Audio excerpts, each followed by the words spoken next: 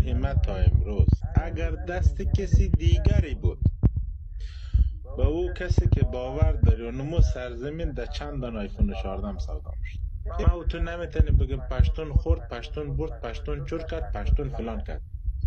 اگر امی برادر پشتونم نباشه، سر همو جغرافیا، سر همو ملک، سر قلوخ در قلوخ، بند در بندش برار مکشه.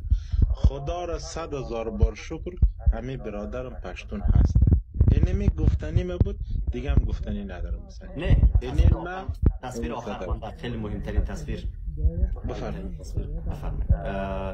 تصویر آخرمان او هم مملکت را مثل ژاپن تحویل نگرفت که من از او سوال کنم بگم مملکت گل و گلزار گرفته.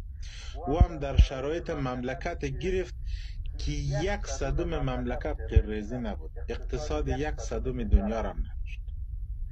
اشرف غنی میتونست که عاقبت بهتری داشته باشه یا جور دیگه ای باشه، من براش احترام مگذارم. حداقل یک خوبی که دست آخر کار داشت گمی بود که مثل زلنسکی رو مملکت قد خاک یکسان نکرد. اگر دید توان استادگی رو نداره، حتی 1 نفر به کشتن نداد، رفت گفت همین 1 نفرم زنده باشه مملکتم شما. حتی اگر خون 1 نفر میریخت، همین اشرف غنی میخواست چجور جواب بده؟